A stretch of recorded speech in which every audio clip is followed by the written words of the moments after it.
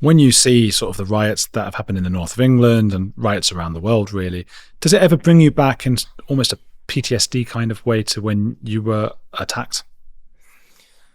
After the 7th of October attacks by Hamas in Israel, I went out in a discreet way to record some of the demonstrations in London.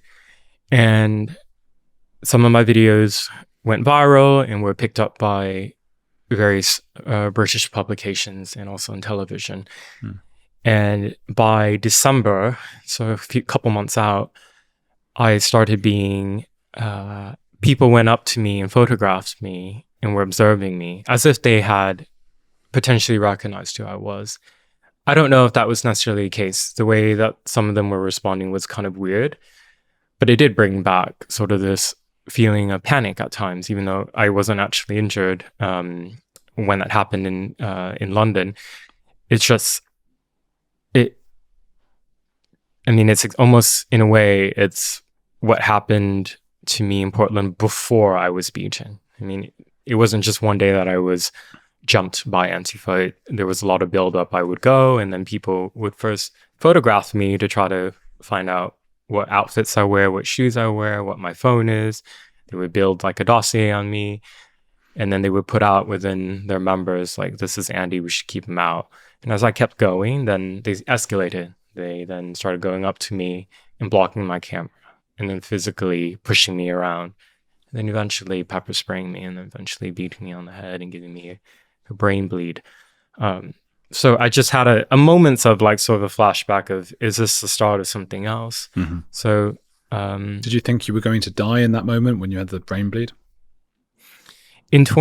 So I've been beaten several times, unfortunately, by Antifa. The one that a lot of people are aware of happened in June of 2019 in downtown Portland, Oregon.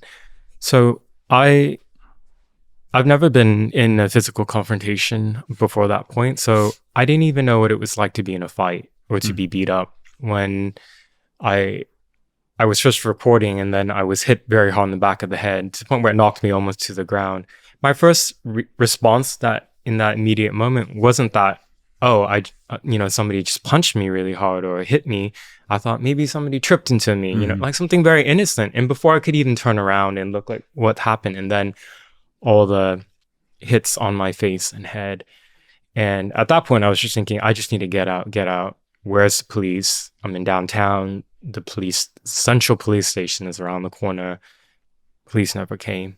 And I could hear all this screaming and yelling around me. And then they threw all these drinks on me. So my face is bleeding. I'm bleeding out of my ears. I didn't really know the extent of my injuries. I couldn't even see because they were throwing all these drinks in my face. And so I was blinded. I was just walking away. And then I started having like balancing issues. So I sat on the ground, and fortunately there was a medic team that was with the SWAT police because they were responding to a riot that was happening. One of them went up to me. He wasn't assigned to care for me, but he saw I was in extreme distress. And there was an emergency vehicle outside the central police station that took me to the hospital. And then it was there, long time waiting for various brain scans, which confirmed that I had a subarachnoid hemorrhage, which is bleeding on the brain. And a lot of people die from that. So I didn't have a moment of like where on that day of it didn't like a near-death experience moment, because I didn't even know what was going on. And when you have a serious brain injury, you don't necessarily feel pain inside your brain. There aren't nerve receptors there for pain. So it wasn't until a hospital I realized sort of how serious it was, and that I had many months of recovery and forms of therapies to address the deficits that I had. But it was in 2021. So this was in May of 2021. Context is there had been months of nightly riots. They died down slightly by the following year, but it was still going on. It was at the end of May. It was 1 year anniversary of when the riots first started in Portland after George Floyd died. I went undercover because in 2020 I was undercover and very discreet. And I was fortunate in that the crowds were big enough that there wasn't really an opportunity for people to closely scrutinize any person. There are thousands and thousands of people. Can I just say, you went through a therapy, I imagine physical and also psychological after this attack, psychological therapy as well? Cognitive, speech, physical, and psychological. Some of the advice from the therapist must have been, don't go back into this. I'm trying to recall. I think at that point it was the treatments also then they were disrupted once the pandemic came into full swing, and we couldn't as easily have in-person type of treatments. The early months of the treatment was about developing, I remember, breathing exercises to help one deal with panic attacks, because after I survived that, I was subjected to all these death threats. It became a big international story that I was the center of this assault in Portland. And there were all these death threats coming. People had come to my family's house where I was living in Portland and try to break through the front door. So I was subjected to a lot of extreme stress and panic. So in terms of the psychological treatment, it was actually about how do you deal with when you, outside of those settings where you're safe but feel unsafe, how do you deal with calming yourself so that you don't go into a panic mode or something. That was what that one aspect of the treatment focused on. But you went back and infiltrated them, and in the book maybe I skipped over all. I did, but there's extraordinary reason for that. After I narrowly survived in 2019, I just thought, okay, unfortunately my days I think of doing this type of work is over. I don't have the resources to hire 5 close body protection officers, Yeah. It's just these are videos I go out, I record, I put them online for free, and people see them and share them because I care about the news. So I didn't see really a way forward for me to continue. But in May of 2020, when the violence happened night after night and arson attacks in my city, and the numbers of people from outside of Portland who were coming in to take part in the violence, I just thought, this is too important to not be there to witness and document, given what I already know about this movement. So I went out. I took a risk every night that I was undercover. It was terrifying. I mean, people couldn't see because it was dark, but I was shivering, walking around.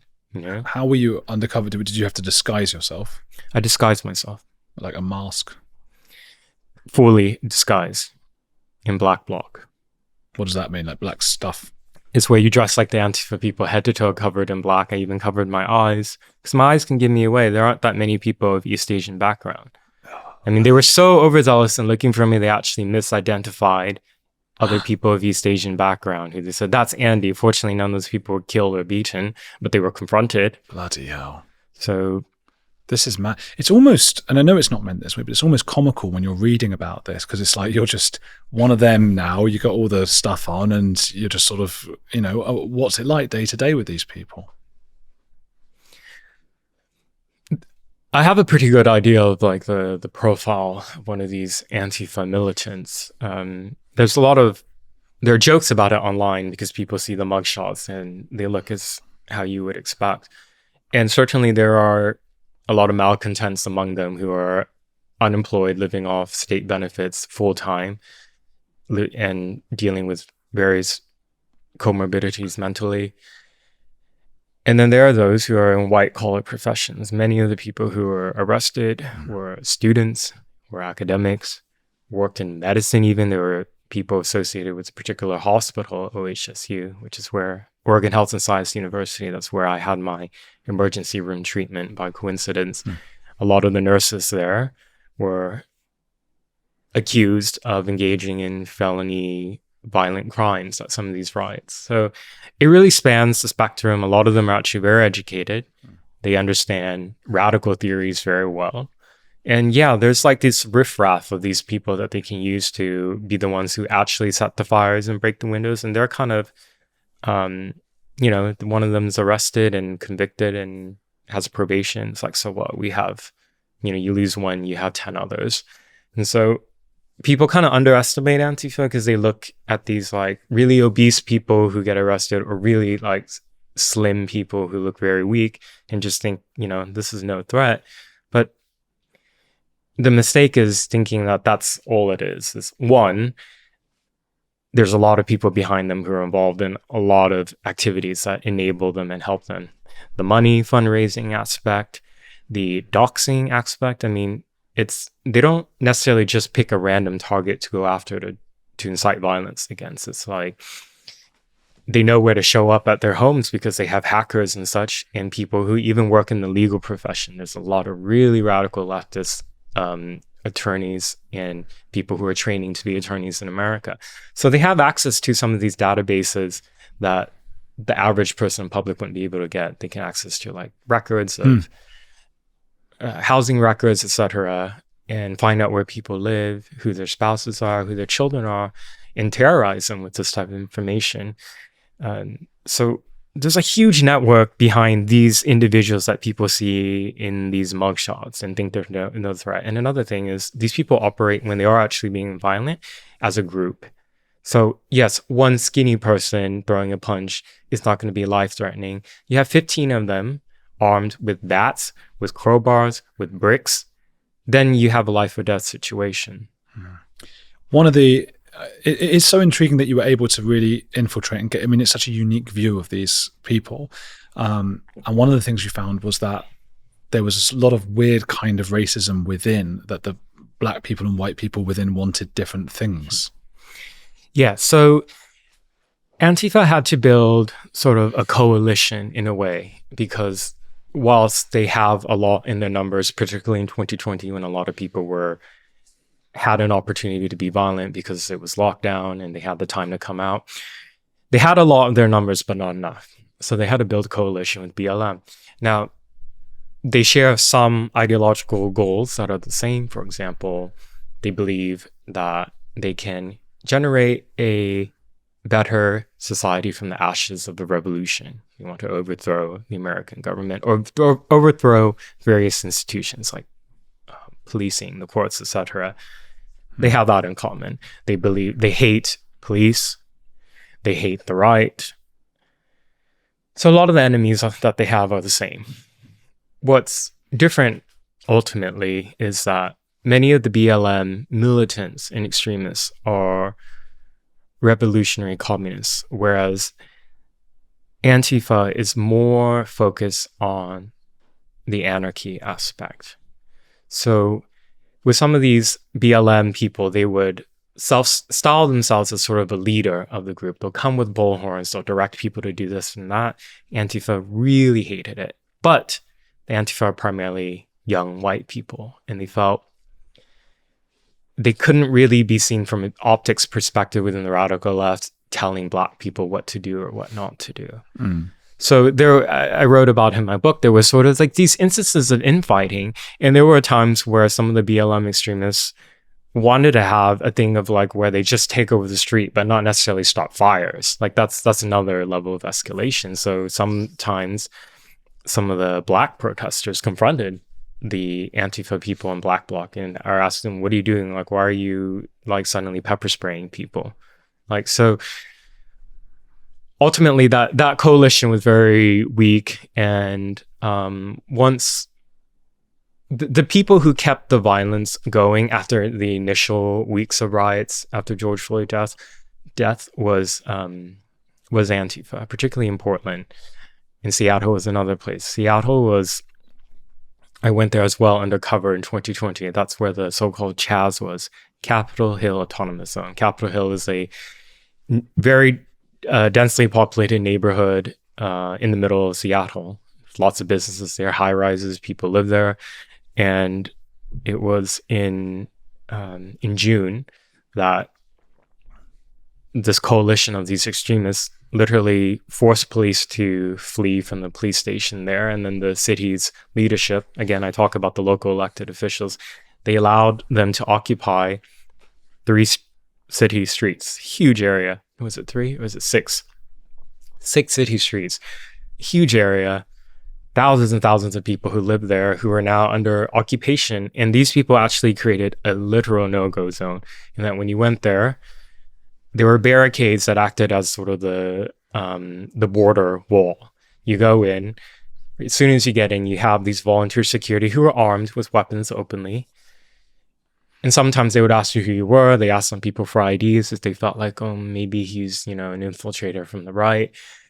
And the city just allowed it to happen. And all these shootings and attempted rapes and violence and arson attacks happened in and around it because police weren't able to respond. You had multiple shootings. You had 2 Black people who were killed, including a child, by the way. And some of the chatter on social media with the shooting where the child was killed was that they mistook the security of CHAZ, mistook the 2 young Black boys that were in a car as white supremacists that were driving towards them, and they shot up the vehicle. And what they did after that was they destroyed the people within CHAZ, destroyed the evidence. Wow. They started picking up the shell casing so that police couldn't match the bullets to whatever potential gun. And nobody's been held accountable. They're really off the scale. Do you feel like people do underestimate a little bit the violence of the woke left? People do underestimate because on the surface, it's easy to mock. It's easy to mock when you see these TikTok videos of people saying stupid things and having piercings and they're obese and they have blue and green hair. You don't view that as that individual themselves may not actually be physically dangerous, but it's part of a movement that seeks to corrupt all our institutions, that is supportive of the use of violence and does like to incite violence against their particular targets. And so we underestimate them sort of at our own peril. And in some ways, I hate the word woke. I started using it now because it's used so often that people understand what it is now, but it's not really quite accurate. I mean, I feel like woke describes some of those silly people I just talked about on TikTok and on social media. It's really something else, though, when like you scratch behind that and you see sort of the movement behind it, those who are really agitating for violent revolution. Like that, describing that as woke is it's not right, which is why I typically use more of the term far less violent extremist. But that hasn't really caught on, and it hasn't caught on because it's not used by the establishment hate watch groups, counter-extremist groups. They don't really use that type of language. So the public has this, the public is then kept ignorant. I talked to many, I met many people who, they ask the type of journalism I do, and I say I write about extremism, and they immediately only think to like neo-Nazis, far right, and then I tell them actually write far left, and they're like, what do you mean? Like what? There's a far left? Yeah. Man. I've had many of those conversations, and then I will then even bring up some of the violence that happened by BLM, and they're surprised. It's like, there's so much footage about that happening. Like people died. But that's good deaths and good violence is what they're thinking. People forget that the BLM riots in 2020 killed at least 26 people. That's insane.